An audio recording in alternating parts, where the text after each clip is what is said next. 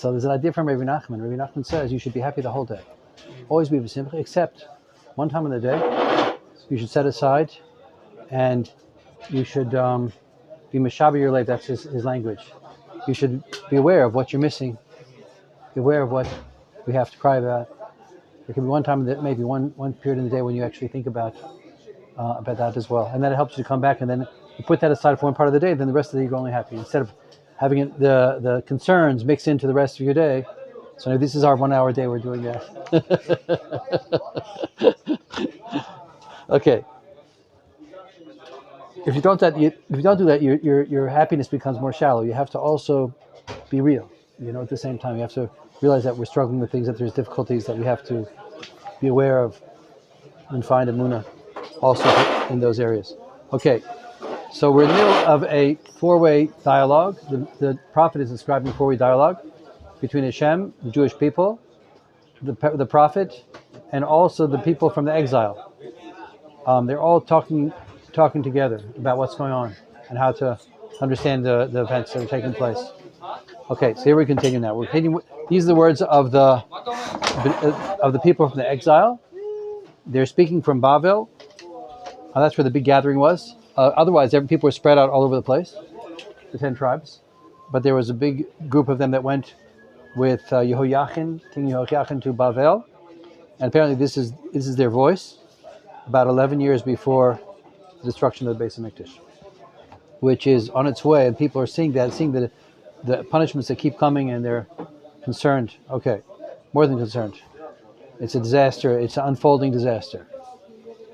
Hine kol shavat b'nei batami, meretz merchakim, ha'adonoi ein b'tzion, imelka ein ba, madu hikisuni b'psilehem, b'havlei nechar. So they said like this. So behold, the voice came into the discussion.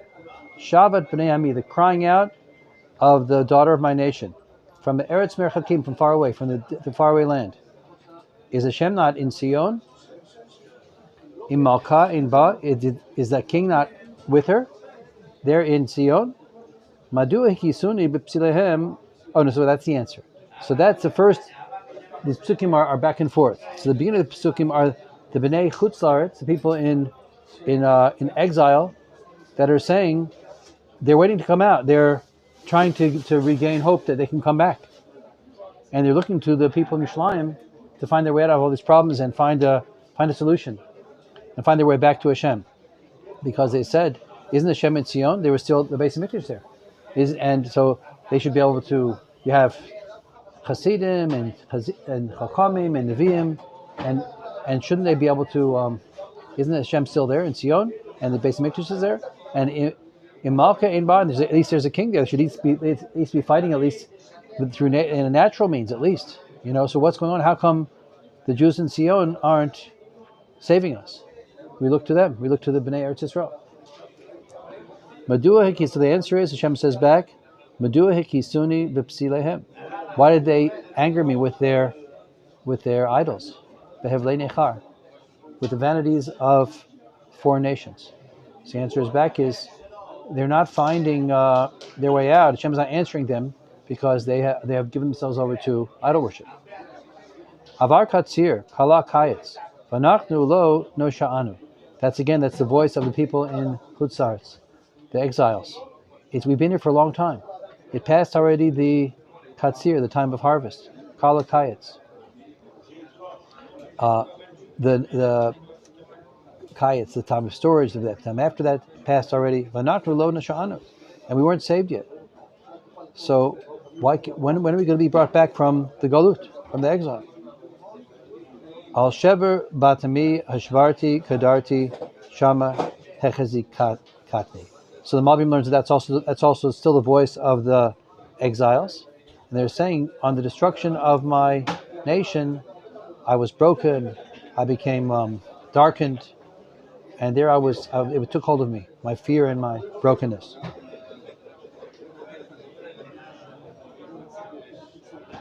Okay, going further. Some say that's referring to the Navi himself is saying this. While the Malbim says it means, that's the end of the statement of the people from the exile. They go, they continue actually. The Bnei Exo said this, Hatzari ein begilad, according to the Malvin, this is how it goes. They're still talking. They're giving a whole monologue. Hatzari ein begilad, imrofo ein sham, kimadu lo alta arucha batami. Is there not this healing plant called the Hatzari? It's one of the Besamim. Is it not in Gilad? It's a parable. Imrofei ein sham. Is there no healer there? Kimadu lo alta arucha batami. Why did it not come, the healing of the daughter of my nation? So they're saying like this: in Sion there should be a healing for our spiritual and physical destruction, because just like there is in Gilad, there is this medicine which is used for healing. Same thing in Yerushalayim. There's all the tzaddikim and the chachamim and the neviim, and they're. One second.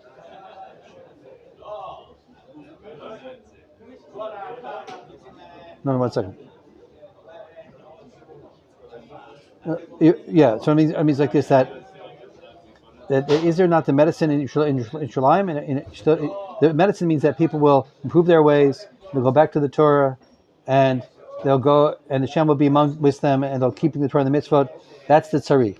Isn't there not tzari in Gilad? They should be doing the mitzvahs and the Torah in Yerushalayim and bringing themselves back out of their tragedy. And is there no healer there? That's talking the prophets and the chachamim that are there. How come we're not finding a healing? Okay, so that's what they asked. The people in Golden. And it wasn't coming. Hashem really answered that, or he said, because they're lost in the world of idol worship. They have the elect Amunah. So therefore, they're not doing the mitzvahs, they're not learning Torah, they're false navis, they're false prophets, Chachamim are lost, etc. Then the prophet speaks. Mi'eten roshimayim ve'eni makor dima. Vevke yomam v'layla et chalale batami. He says, if only would be, my head would be like water, and my eyes would be the source of tears. I would weep day and night the destruction of the daughter of my nation. So that means like this. Yirmeyahu is now saying, I would like to keep crying, because really what happens when a person cries a lot, so it dries him out, his system dries out, and he can't cry anymore. But Yirmeyahu is asking, I want to have it that the element of water should be filling my brain, my head, so I could be able to keep crying. I'll have resources to keep crying a lot, day and night, because of the destruction of my nation. So he's now expressing, Yirmeyahu, his deep mourning and sense of loss for what's happened to Am Yisrael. It's very interesting because Yirmeyahu is the one who actually, this feeling seemed like it was answered somewhat, because he did have an unusual ability to mourn, Yirmeyahu.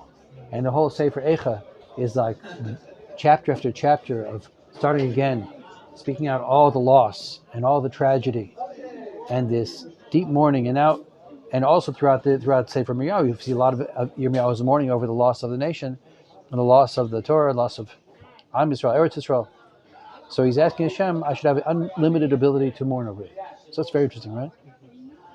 I have a friend who's a psychologist who tells me that many people have to mourn, and they didn't mourn enough. Like people went through bad times, and they had really bad problems in their lives, and bad childhoods, and bad this and that, and traumas and this and that. And they have to realize that deep inside they have a feeling of mourning. You have to mourn those lost years or those bad times that they had, and that's part of healing. So you have to be able to mourn. That's very, very important. So Yirmeyahu now is asking the Hashem should give him this deep ability to mourn for the great loss which has taken place and which is taking place, which is going to take place. Okay, going further.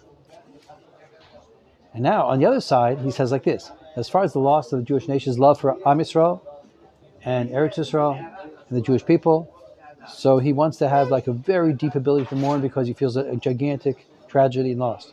However, on the other side, from the aspect of their actions and their deeds, he wants to get away from them because they're in such a terrible place. So that continues like this in Perek Tet. Mi etneni b'midbar malon orchim ve'ezva et ami ve'elcha mitam ki kulam menafim atzeret bognim. So he says, who would make me, or if only I would be made, b'midbar, in the desert, to malon orchim, to a hotel of visitors. I would be the hotel, right? He says, in the desert. Like Avraham Avinu. No, but he would be himself a hotel. Not I would be the hotel owner. I would be the hotel. This is a mashal parable. And I would go there. I'd go to my own hotel. I'd go be with myself and be independent from everybody else. I'd go into my own hotel and in the desert. And I would abandon my nation and go away from them. Because they're all menafim atzeret bogdim. They're all of them are menafim. Niuf means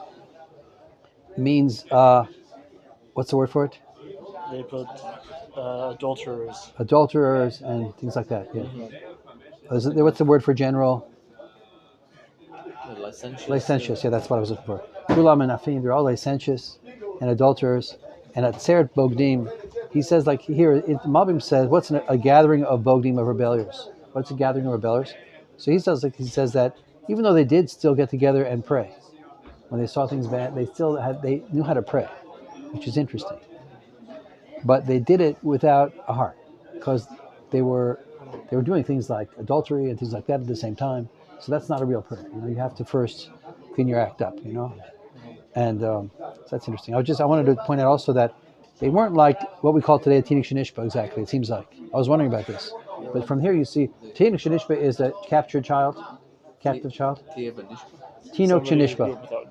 Someone grew up without knowing anything. Like in the days of Gemara, there's something called a captured child, which means that he was captured by the nations when he was young, by Goyim, by enemies when he was young. He was taken and brought up over there. He never learned Torah. He doesn't know anything about Torah. So he wasn't keeping the mitzvahs because he never learned them. And then he got out. They redeemed him, right? So now he's not considered liable for all the times he didn't keep Shabbat and all that, or at least maybe one korban, but almost not, or maybe none at all. It's a machlokas in the Gemara. But basically it's called a Tinuk Shenishba. So nowadays, what do we have? Most of the non-firm people, we call them a Tinuk Shenishba. They grew up without any Torah. They really don't know. And if they had, a little bit of semi-Torah, pseudo-Torah, that's not really it. And so they grew up without a feeling of what Torah really is about. So therefore, they're very far from, you can't really expect them to be exactly know what they're doing, But I was wondering what they were like in these days, because it was a few generations going down and down. So it sounds like they weren't like that. They knew about the Torah. They knew about the mitzvot. And they were still doing tefillot. They're still doing korbanot, it seems like. But they were doing it because they were just going through the motions and because they thought it would magically help them, sort of similar to Avodah Zorah. But not because they had any emunah left. So we're in a bad state. So that's interesting. This is the destruction of the Am. After they're already in the Galut for many years, then there's a new thing, that people are totally lost among the nations and assimilated, and then they come back. That's different. It's not like that yet. Okay, that's interesting. Okay, so now Yirmeyahu is saying, okay, on the loss of the nation, of my people, of my land, I want to weep endlessly. But on the other hand, to be around them, I don't want to be around these people because they have such terrible attitudes and actions. And he's going to describe that now. The first two, he described their licentiousness and also their fake tefillas, right? And it goes further. Bet. V'yadruchu et lashonam kashtam sheker. V'lo le'emunah. Gavru ba'aretz ki meira el ra yatzau voti lo yadu num Adonai. So, they taught their tongues. A keshet is a bow, and when you pull back the bow, it's dorech, right? So they drew back their tongues like a bow. In other words, they shoot out arrows of lashon hara and sheker, and they projected sheker, falsehood. V'lo lamuna, not for truth. Gabru ba'aretz, and that took over the land. This type of speech. Ki meira el ra yatzau voti lo yadu num Hashem. They went from bad to bad, and they didn't know me. Hashem says. The Malbim says a little explanation here. He says they would be talking about what's right and what's wrong, and they would bring out proofs. They would disprove one thing, and they would go and prove another thing was also wrong. They just went from evil to evil. They weren't on track at all, and they weren't they weren't aiming at Amunah. They would speak and they would justify their ways and this and that. They're shooting out their words like arrows. They went from bad to bad. They didn't know Hashem. They're full of falsehood. But the Malbim says, by the way, there's a concept also that somehow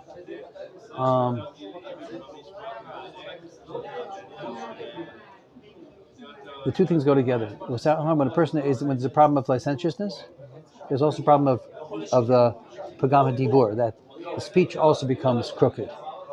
People lose their power of speech together when they become licentious. Two things go together. So he's putting them together here. Like it's sort of, like in other words, when people have like adultery and things like that, so they're in a world of self-betrayal and falsehood and not being honest with themselves as others, right? So then that affects the speech. Things like, okay, going further. Ish mireu hishameru v'kol ach al tiftachu. V'kol ach Yaakov v'kol rea Rachel yolo. Describes how they spoke. They did so much lashon hara. It says a person ish mireu hishameru. The Yirmeyahu said to them, each person from his friend he should be careful. And on every brother they can't depend.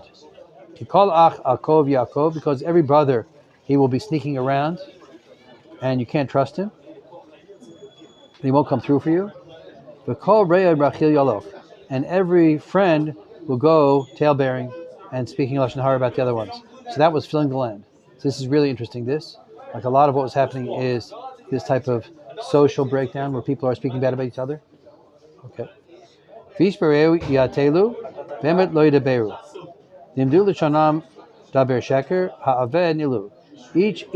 and his friend, they will be mocking. They will mock each other. They won't be speaking truth. They learned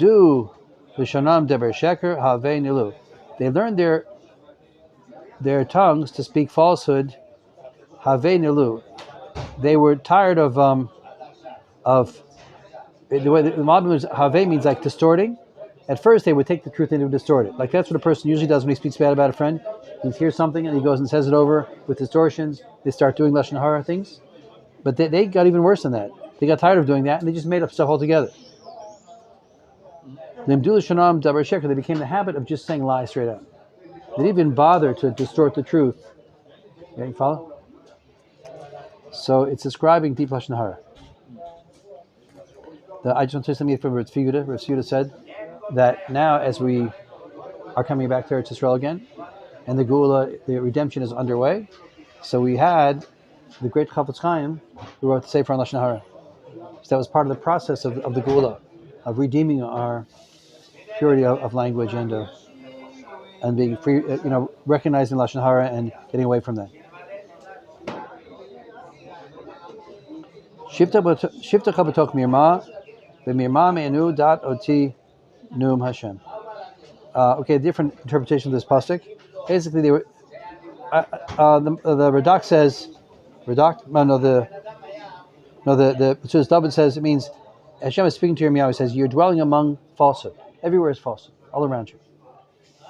And because they have this falsehood deep down inside them, they're refusing to know me, Hashem. In other words, they could start learning. They could start getting to know Hashem again, but the falsehood was so deeply embedded into their personalities that they couldn't get in touch with truth. Therefore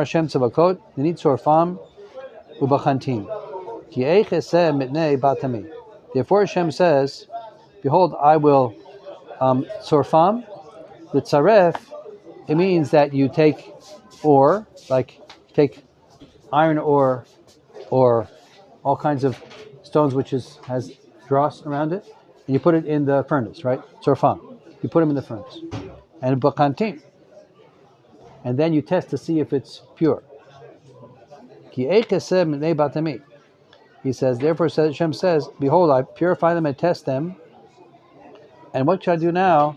Because of the daughter of my nation, meaning to say, I'm sending them troubles, I'm purifying them with troubles, I'm testing to see if they are better, and I'm not seeing any results, basically. And what can I do now? Chetz shachut l'shonam mirma diber befiv shom et re'eu yidaber ubekirbo hasimarbo. He says their tongues are like a sharp arrow, and they're speaking falsehood with their mouth, and they speak peace to their friend, and inside them they're setting a trap for their friend. Right? So people have become very complex.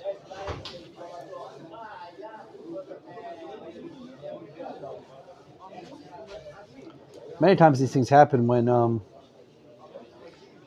things aren't going right for a person, things aren't going good and things are going bad for the whole nation, and there was a lot of troubles, and then they start speaking bad about each other. So because they have to find, yeah, like you're frustrated, you know what to do. Then you start seeing faults in others and blaming them for this and that, something like that. Okay, I'm not sure if that's the whole thing, but I'm not sure if it's really. I think it's the other way around. I think that this is where they got to, and that's why the bad things came on them. Like it comes to this low level. I think that's a better way to understand it. Like basically, they're in a place of going away from Torah, going away from the mitzvot, and then a Jewish soul it's not good for them. Then they start getting much more complicated. Okay. Al Eila lo ifkad pam nu Hashem im begoy asher kazeh lo titnakem nafshi. On these I should not visit their iniquities. I should not punish them. Im begoy asher kazeh lo titnakem nafshi. Will not my soul take vengeance from the nation like this? There's nothing I can do with them. I have to bring down punishments. Alahari mesabechi v'nehi v'al naot midbar kina v'nitzatzu mibli ish over v'lo shamu kol mikneh me'of shamayim v'arbehema nadadu halachu. He says, the way the Malbim says is that Alahari mesabechi, I'm going to weep for the mountains. I'm not going to weep for the nation at this point. Hashem's, this is a sharp angle. What? This is still. This is Hashem, yeah. This is Hashem, yeah. Now it's Hashem. This is Hashem, yeah. So all the time this was Hashem speaking. Yeah. So he says, now the nation, I'm going to now take revenge from them because that's the best thing I can do. I'm not going to weep for them now. I'm going to weep for the land that's going to be destroyed. Alahari mesabachi. I'm going to lift up my weeping for the mountains, the beautiful mountains. V'nehi al naot midbar, and the beauty of the desert. Kina, I will make lamentations. Kinitzu mibli ish, because they're destroyed because no one's going there. Mibli ish over. No one's going for tiyul. No one's going on nature trips. No one's walking in the mountains because everything's destroyed. V'lo shamu kol mikneh me'of hashmaim. Also, people don't graze their sheep there. Me'of shmaim v'arbehema nadu halachu. There's those birds. There's no animals. Everybody went away. The land is desolate, extremely desolate, and I'm gonna mourn for that. V'natati et Yerushalayim legalim ma'on tanim. I will make Yerushalayim into like hills, little mounds of destruction. Ma'on tanim, a place of tanim. Tanim are jackals. V'ara Yehuda etein shemamam bli yoshev. And the cities of Yehuda I will make desolate without any dwelling in them. Mia ish. Okay, now here's a pasuk which talks about why all this happened. So I don't know if you discussed this yet, but why did all this happen? Like, we have this beautiful Jewish nation in Eretz Yisrael. We had good kings. We had some very great kings. We had Yirmeyahu. And, okay, we're surrounded by Avodah Zarah, right? We maybe got complacent there. We got materialistic. We became materialistic. And we were always seduced by idol worship. That was difficult for us to be around. But ideally, the Torah protects you. The Torah is very, very deep. The Torah is the most fulfilling thing there is. The Torah is the most happy thing there is. And the Torah is the truest thing, the wisest thing. And we have a whole Torah society. That's the biggest protection you could have from all kinds of bad attitudes and bad actions and from bad influences. So what happened? What happened to Am Yisrael? How did we get to this place? That's the question here. Okay, no. That's what it says. Mia ish hachacham v'yaven etzot. Who is the wise person that can understand this? Sher diber pi Hashem elav. Who's the person that he heard the prophecies and to understand this? V'yagida, and he can explain Alma of the Aretz. He'll explain why the land was destroyed. Nitzta kamidbar mibli over. It was broken and destroyed like a desert without any passing. So who can really explain? Well, that's the question now. Who can explain? Who's a wise person? Who's an insightful person?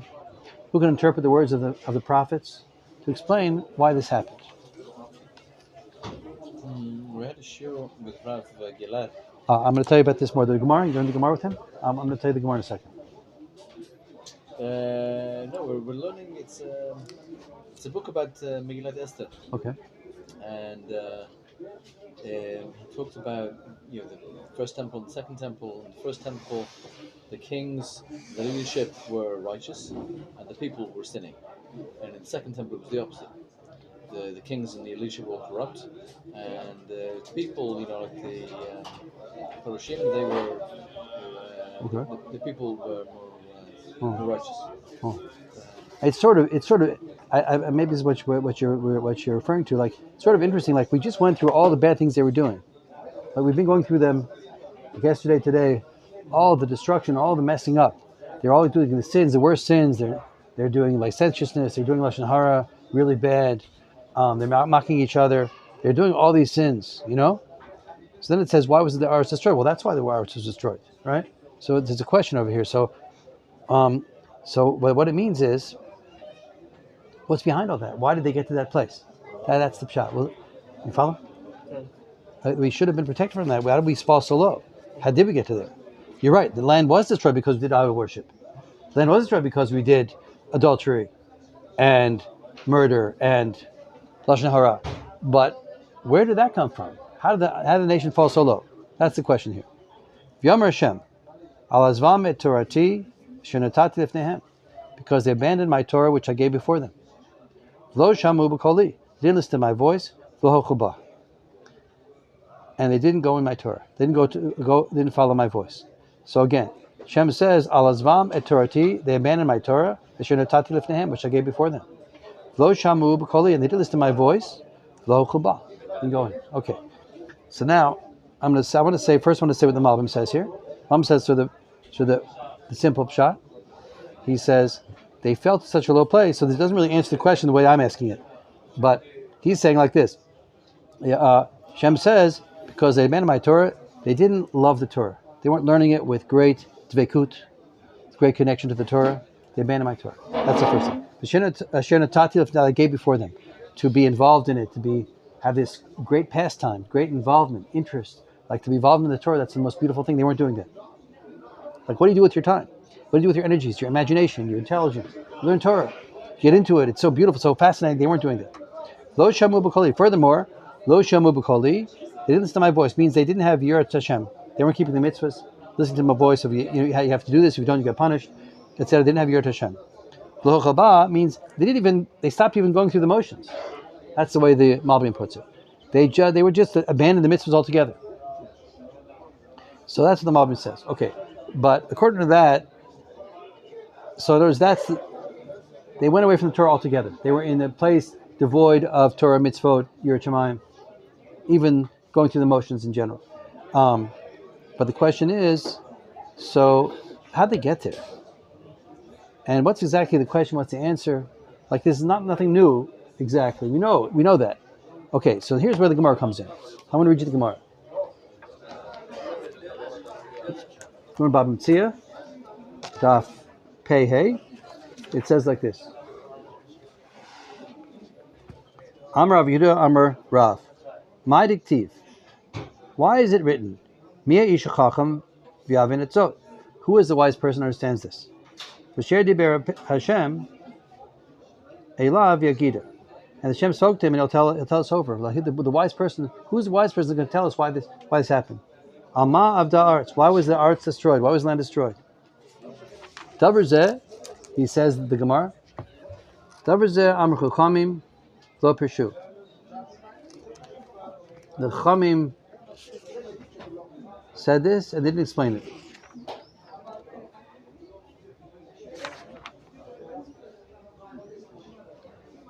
Because this is me a Chacham. The Chacham, they went to the Chacham. In other words, they went to the Chacham to explain this, why this happened. They couldn't explain it. Amr Nevi'im v'lo Pirshu. The Nevi'im said this also. So why was the land destroyed? And what's going on? And they didn't explain it. Until Hashem himself came and explained it. Shnemar v'yomer Hashem azvam et torati. So Hashem explained it. Nobody knew why this happened. The Chachamim didn't know. The prophets didn't know. Till Hashem revealed to them the real reason. Why all this happened. Because they abandoned my Torah.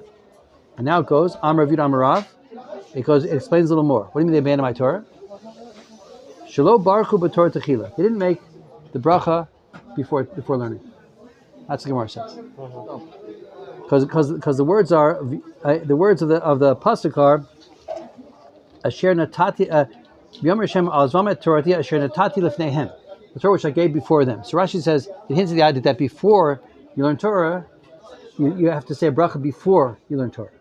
Asher natati lefneihem. So before learning, you have to say a bracha. So they didn't say the bracha on Torah. That's the idea of the Gemara. So now the question is, what does it mean they didn't make a bracha on the Torah? Because of that, all this destruction happened, right? So there's I'm going to say three explanations of this. First, I want to say a few things. One is the Maral. The Maral says like this: why wouldn't they make a bracha on the Torah? So the Maral says like this: there's such a thing that sometimes people learn Torah and they enjoy the Torah.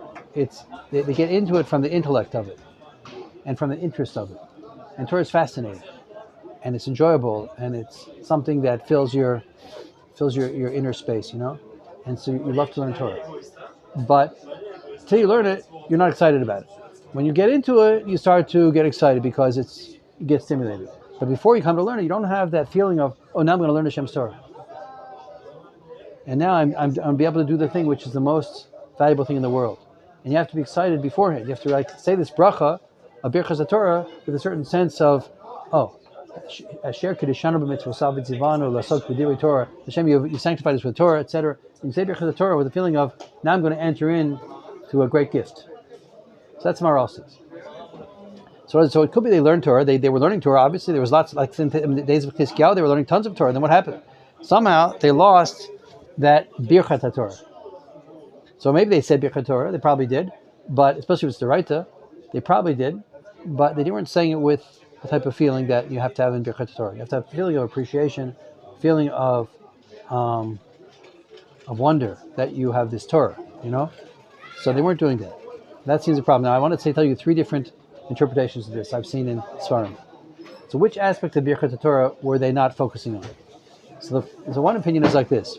I don't remember the sources, but I saw three different explanations of it. It's the beginning of it. It says, "Asher kedishanu b'ruchat Hashem Elokeinu melcholam asher kedishanu b'mitzvosav v'tzivanu la'asok b'divrei Torah."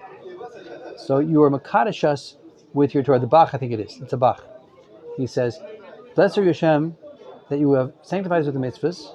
V'tzivanu la'asok b'divrei Torah. You've commanded us to get involved in divrei Torah." So the Torah, learning Torah, is makadosh a person more than anything else in the world.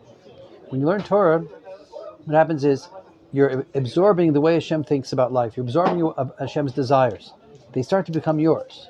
It elevates you more than anything in the world. You can be in a very low place, and the Torah, learning Torah, can take you out of that. Oh, and in general, the Torah is the thing that brings you up above, like the stumbling blocks. That's what's in the human nature. So that's one shot.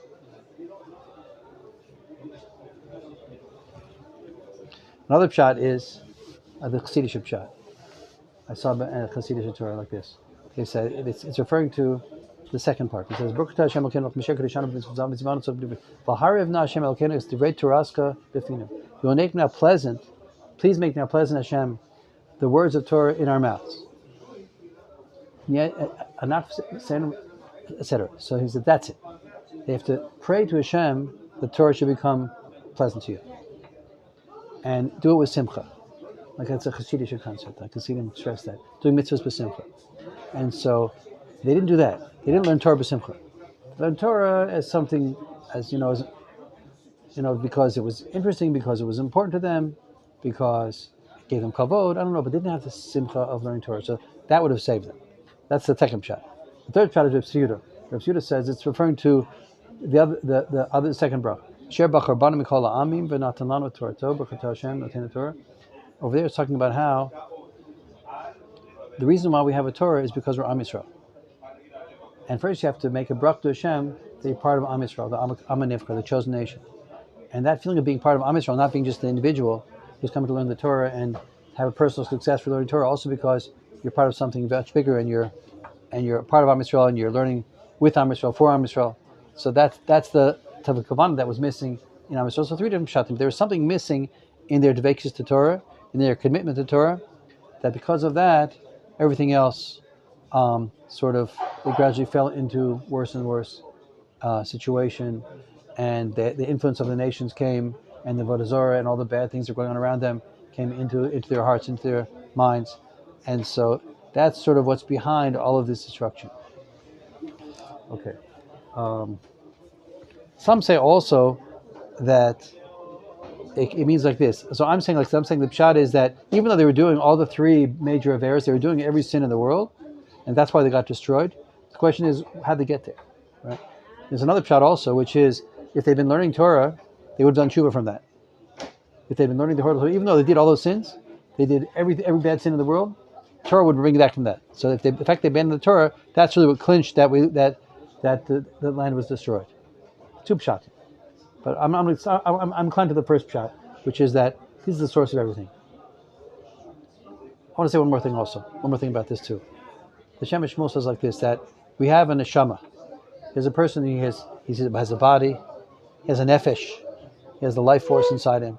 We also have a neshama. Neshama is the highest part of spiritual element that's connected to a person, the neshama. The neshama, the divine spirit, that's in a person. And the neshama is not always, this is the way the Shem Shmuel says it. It's not always descended inside him. He has a neshama which he's connected to a very high place, but the neshama comes into the person, into his awareness, into his attitudes and his feelings to more or less degrees. It comes partly in, it's partly not all the way in. Yeah. But a person does something called Mesirat Nefesh. He gives himself over to serving Hashem beyond what's natural. Mesirat Nefesh, he gives himself over. So then the neshama comes down inside the person. And when the neshama comes down inside the person, then he has the wisdom he needs, and he has the motivation he needs, and he has the feeling that he needs. So to get that neshama inside you, you have to be Moser Nefesh. You have to give yourself over. You can't just do things until they're a little uncomfortable and then stop, That means sometimes, you're not as wealthy as you'd like to be, or whatever else is going on. There's certain discomfort in a lot of learning also. But the idea that Torah is first. Torah is the big thing, and you put Torah before everything. Torascha Keva. Learning Torah, biggest thing in the world, the Mesiras Nefesh, commitment to Torah. So that's what brings the neshama in. If the neshama is inside the person, then he's in a good place. But they weren't doing that. They weren't making the birchas Torah at the beginning. They weren't blessing on the Torah that would bring them to this type of giving themselves over the Torah beyond everything else. Okay, so that's another thing. It's one more pasuk I want to learn here. I was thinking connected to that idea of that being the source leading to this belief, then I can imagine how the way the nation gives himself over to the Torah in the story of Purim is kind of the tikkun for this. It makes a lot of sense to me that it's connected. It's also very interesting, yeah. Also, I was thinking too, like in Purim, it says they received the Torah again. We took it on ourselves again. We renewed our connection to the Torah, like we never had before. Yeah. And it's something higher than at Har Sinai in certain ways. Yeah. But it's interesting how in Purim, what do we do in Purim? We don't learn. We go to the world of unification, Achdus and Simcha. It's very interesting that. And then that. We mean today? Or? Today, yeah. That's what Purim is. Purim is like. I mean, we do have Torah. We have the Kriyas Megillah, but it's not a time of base medrash. It's more a time of Sudas and Simcha being together. Yeah, and that it's we just learned about Lashon Hara and all that kind of stuff is where it came. Coming out of that, I don't know exactly, but then we saw the nace also. We saw the great miracle. Rashi says, from seeing the miracle, we wanted the Torah again. We have a new appreciation of Torah. Okay, that's interesting. But I like what you're saying. I'm thinking about that also. Okay, just one more pasuk here. I just want to talk about this also for a minute. Again, a little more just philosophy here. So they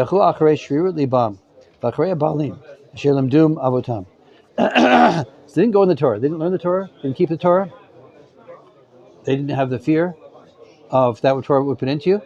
And therefore, they went after Shrirut Libam, after the vision of their heart. And after the idols, which their fathers taught them. So that's interesting. So, because they didn't learn Torah, they went after the vision of their heart. Okay, so it reminds you of the psukim we say in Kriya Shema, Lo sasaru acharei levavchem b'acharei einechem, asher tem zonim acharem. Going after your heart, after the vision of your heart. What does that mean? What does it mean to go after your heart? And it seems like Torah is the cure for that. Like if you learn Torah, that will help you from getting to that. But if you don't, you follow to that, of going pulled after your heart. So my thought is like this, that sometimes you have strong feelings about what you want to do, and the feeling may be, it's usually going to, there's going to be a certain extremeness in the feeling, maybe a certain discomfort, a certain excessiveness in the feeling. You could call it, sometimes people talk about their gut feeling, and they have these strong feeling of what is right, what they need to do, and what's important, and then their intelligence follows after that inner feeling, and they find why, they explain it, it makes sense to them, and they bring they bring support for what they think they need to be doing, right? So that's one way a person can live. Another way is from the other end. It comes the other way. You start from your intelligence, start from your clarity of mind and understanding, and then that comes down, and it affects your deeper feelings of what you want to do, where you want to go, and it's hard to distinguish. Like, you have a very deep feeling for something, so you think it must be true, it must be the right thing, and then your mind follows after that, and you're thinking, and you do it, and it may be very wrong. And nobody does things which they don't think are the right thing to do. Everyone does what seems like them, given their circumstances, what's the right thing to do. They say about the famous gangster they captured him in Manhattan. That one of the famous gangsters from Chicago, I forgot his name. So he was in a penthouse apartment with his girlfriend in Manhattan, and then the police surrounded him. They had helicopters and they had sharpshooters, and they finally got him. They got their man. And they say he said to his girlfriend at the time, I don't know what they want from me. I never did anything to anyone. He was a murderer, and he was an extorter and everything, But in his eyes, everything was justified, So people go after their heart means that there's some kind of a person can fool himself at a deep level. And he has very strong feeling, and then all of his thinking justifies it and says, this is what's the right thing to do given my situation, blah, blah, blah, And no one is on purpose a bad guy. Everyone thinks they're doing their best, And so that's what it means. They went after the truth. They went after the vision of their heart. But when you learn Torah, right? When you learn Torah, what happens is the Torah makes you question that. I think I should do this. What does the Torah say? And let me think it through. And I think that I should be speaking bad about that guy because he's my problem. And yet, what does the Torah say about that? Maybe that's not. Maybe let me think it through a little better. Let me get free from this strong feeling of wanting to do this, and figure out what I can do and how I can talk to him first, and how I can do this and that, and how I can deal with the situation instead of going after my heart, after Shrius Liban. So we don't have Torah, so you're very subject to this vision of your heart, and it pulls your thinking after it, and it seems like the true thing to you. And that's the kind of generation is being described here. They went to the point of even sacrificing their own children. They had such a strong feeling for the idol worship that they were able to justify that. They say the Meir Shalok says that when a person did human sacrifice, it gave him such a strong feeling after that. He was willing to sacrifice the thing most precious to him for his God. And so then he had this deep love for his God, And so that's where they were. They were pulled after their heart to such a deep way. They were just lost to their inner voice. So why that happened? Because they didn't learn Torah. They didn't make the Birchas HaTorah. That's the idea. The feeling of the deep connection to Torah, the Mesiras Nefesh for Torah.